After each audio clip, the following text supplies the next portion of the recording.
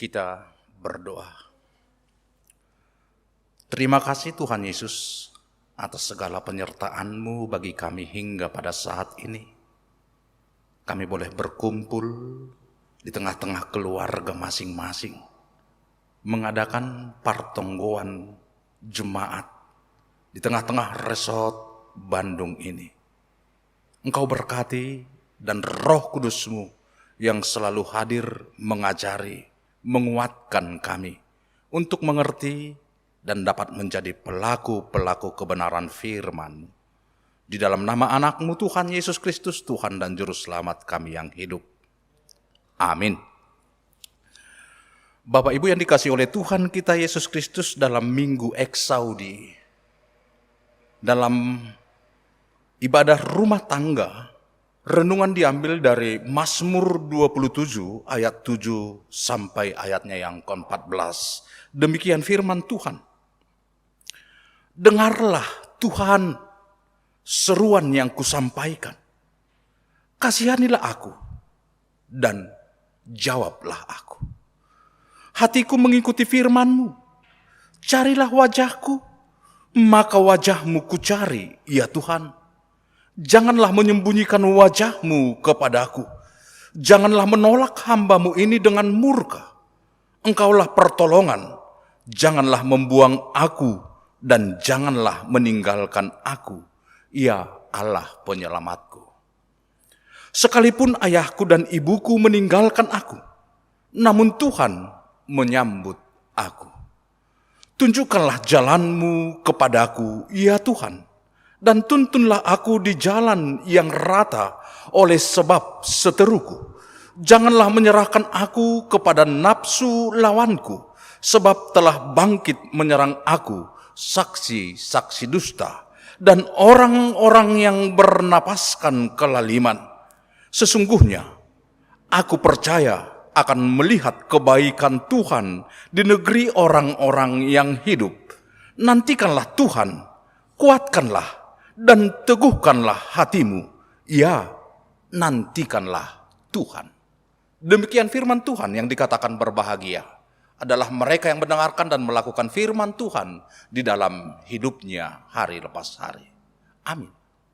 Bapak, Ibu, dan saudara-saudara yang dikasihi oleh Tuhan kita Yesus Kristus, kalau kita mencoba untuk mengikuti dunia selebritis, ada sebuah istilah, dua istilah yang selalu ada di tengah-tengah fans mereka, yaitu haters dan lovers.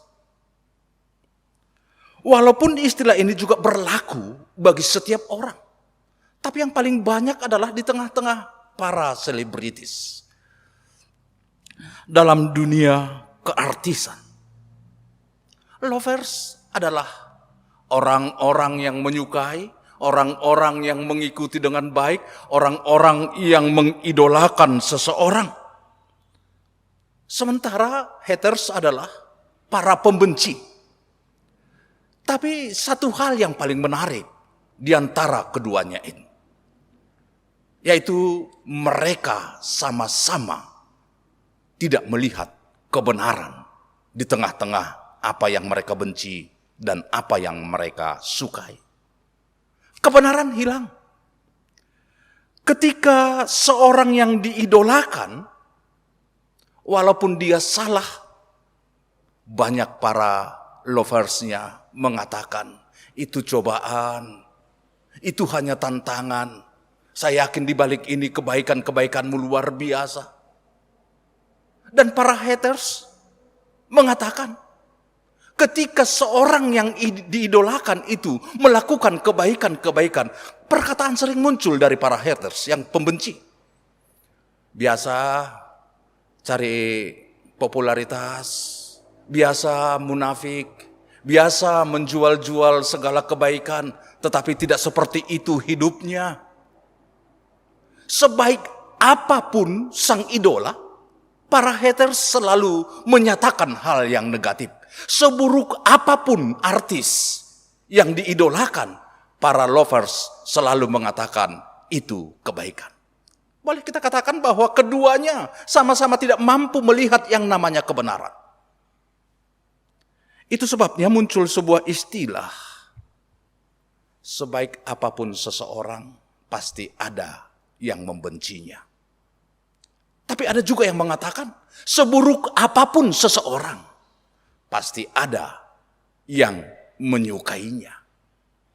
Haters dan lovers selalu ada di sekitar kita. Ada di samping kita. Ada di lingkungan kita. Para lovers dan haters ini juga selalu ada di setiap orang. Dan itu selalu kita hadapi. Semakin besar dan tinggi seseorang itu, semakin besar juga para haters dan lovers yang harus dia hadapi. Setenar apapun itu semakin tinggi. Situasi seperti inilah yang dihadapi oleh Daud dalam hidupnya. Pertama, ketika dia diangkat dan dipilih oleh Tuhan untuk menggantikan Saul menjadi raja. Saul sendiri marah. Saul sendiri berusaha untuk membunuh. Saul sendiri berusaha untuk mengejar kemana Daud pergi. Kemudian dia mengalami penderitaan demi penderitaan yang sangat-sangat menyakitkan. Kemudian apa yang dihadapi oleh Daud ketika dia telah menjadi raja? Ada sebuah perang awal selama 7 tahun antara suku Yehuda dan suku-suku Israel yang ada di sekitar mereka. Suku-suku di tengah-tengah Israel. Dan justru terjadi sebuah pertentangan. Tantangan yang sangat luar biasa di tengah-tengah Daud. Yang ketiga, ketika Daud lari karena pemberontakan dari Absalom yang berusaha untuk menyingkirkan, menjatuhkan Daud. Ketika peristiwa ini sangat menyakitkan bagi Daud. Semakin banyak hal-hal, peristiwa yang dia hadapi. Dan setiap saat dia menghadapi yang namanya berusaha untuk menjatuhkan persoalan masalah di tengah-tengah kehidupan pribadi dan di tengah-tengah kerajaan Daud sendiri, ternyata dia mengalami tantangan yang sangat luar biasa. Bapak Ibu yang dikasihi oleh Tuhan kita Yesus Kristus, mungkin kita akan berpikir, itu belum seberapa dibandingkan penderitaan dunia pada saat ini dengan pandemi COVID-19. Lihat.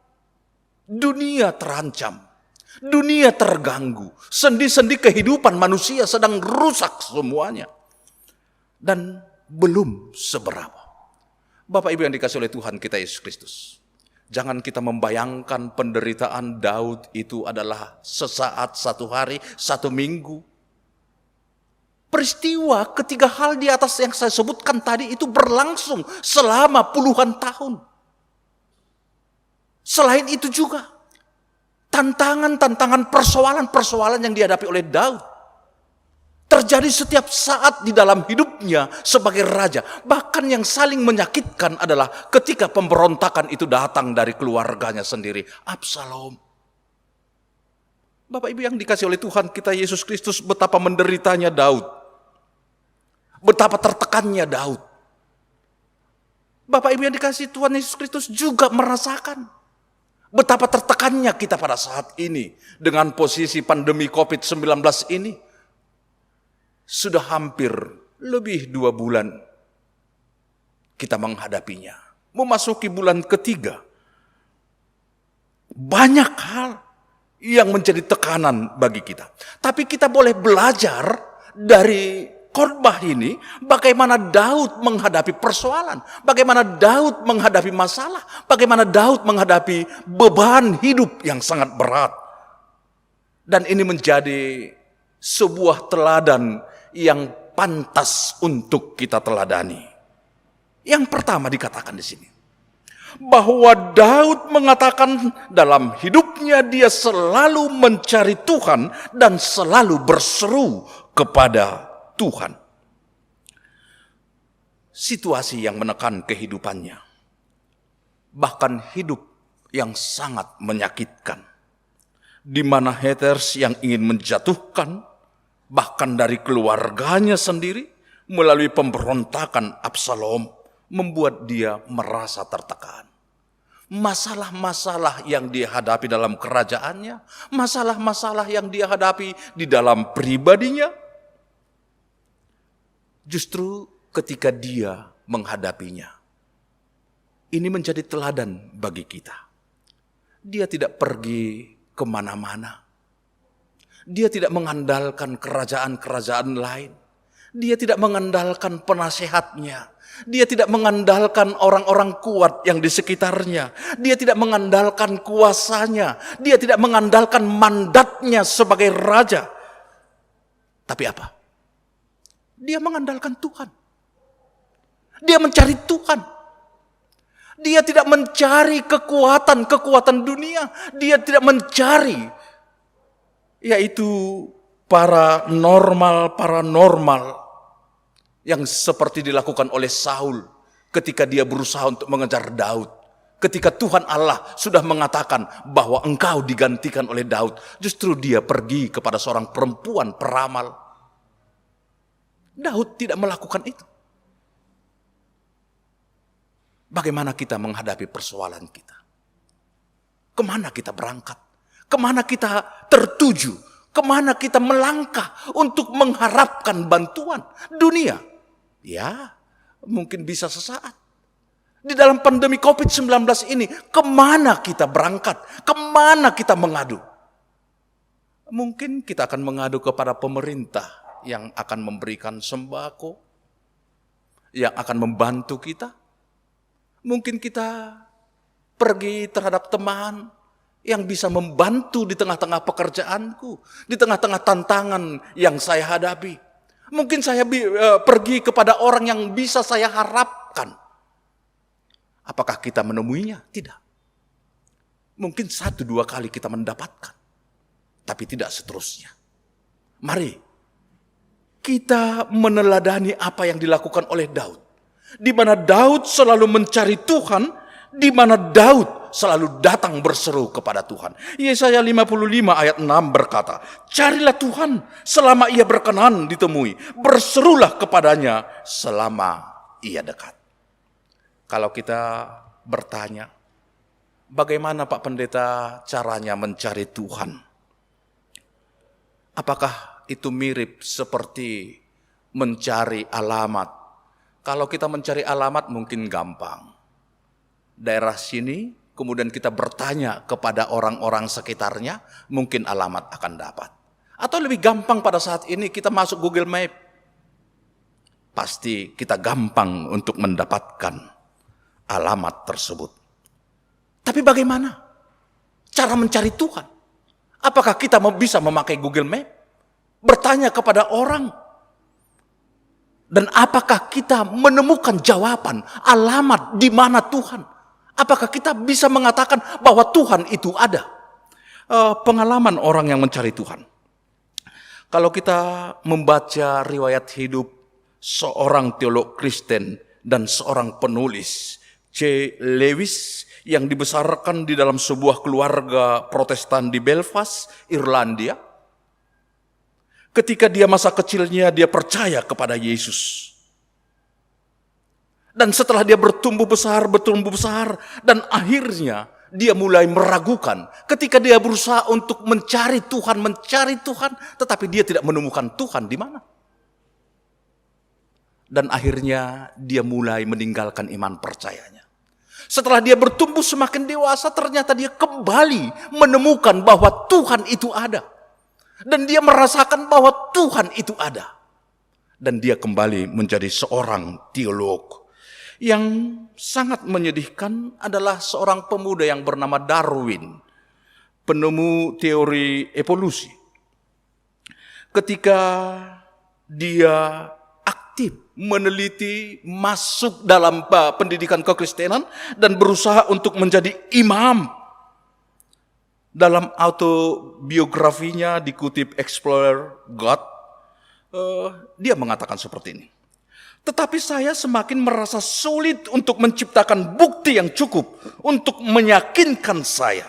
Dengan demikian, ketidakpercayaan semakin menyelimuti saya.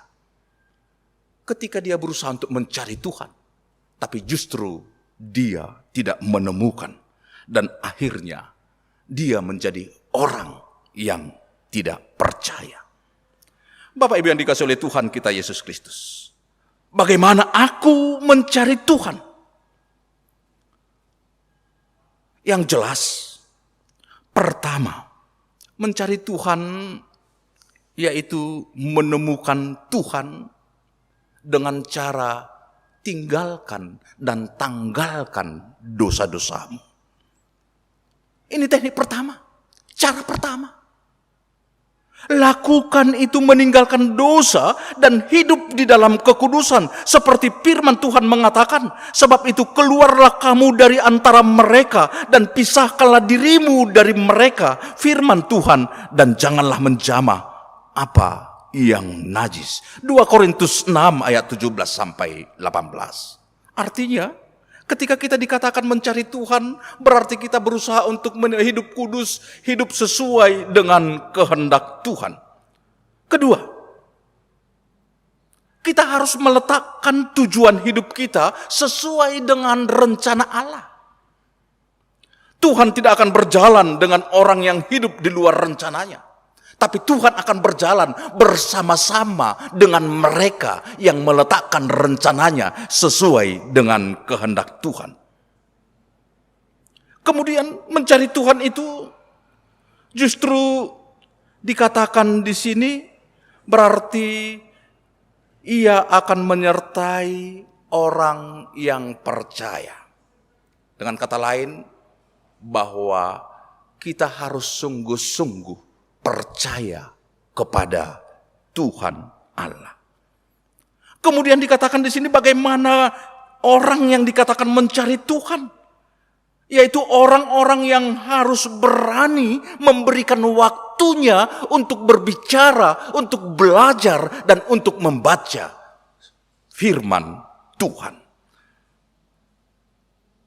Orang yang mencari Tuhan adalah orang yang selalu berusaha untuk hidup di dalam kebenaran-kebenaran firman Tuhan dan selalu belajar akan kebenaran Tuhan. Oleh karena itu Bapak Ibu yang dikasihi oleh Tuhan kita Yesus Kristus, Daud mengatakan carilah Tuhan. Hal yang kedua yang menjadi bahagian dari khotbah ini, Daud mengajarkan kepada kita semua untuk tetap hidup di jalan Tuhan dan tetap mencari kesukaan Tuhan dalam hidup orang percaya.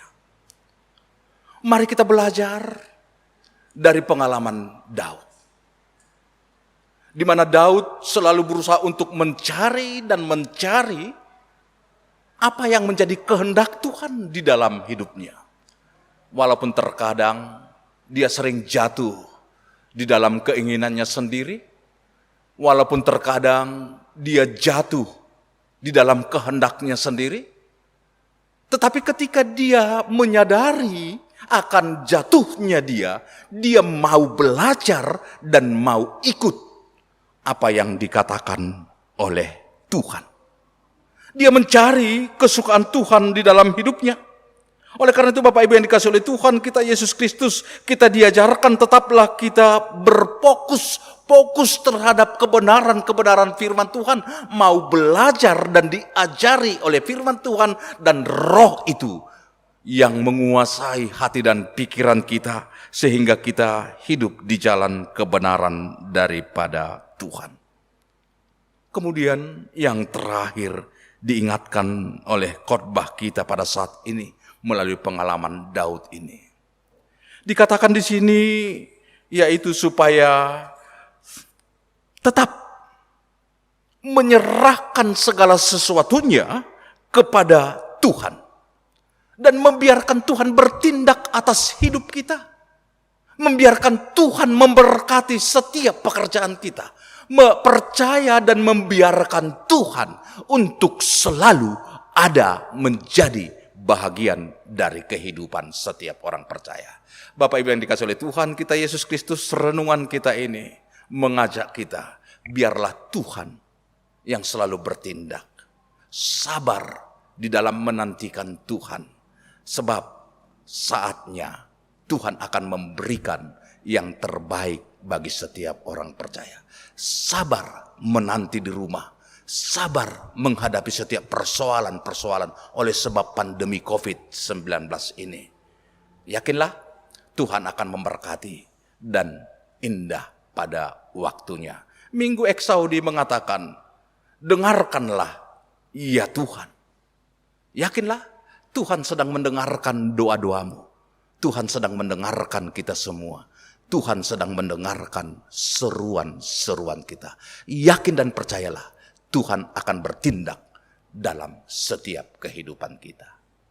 Amin. Kita berdoa. Terima kasih Bapa atas firman-Mu yang telah menyapa kami, mengingatkan kami. Biarlah firman-Mu itu semakin menguatkan kami untuk selalu mencari Engkau dan membiarkan Tuhan selalu bertindak di dalam hidup kami. Tuhan Yesus yang baik, Engkau melihat setiap keberadaan kami. Engkau melihat apa yang kami alami pada saat ini. Jemaat Tuhan sedang mengalami penderitaan oleh karena pengaruh COVID-19. Jemaat Tuhan ada yang bersedih oleh karena kehilangan keluarga. Tuhan Yesus yang baik, kami akan percaya. Apapun yang kami alami, kehilangan pekerjaan, kehilangan orang yang kami kasihi, kehilangan apa yang kami sayangi, Tuhan Yesus berkati semuanya.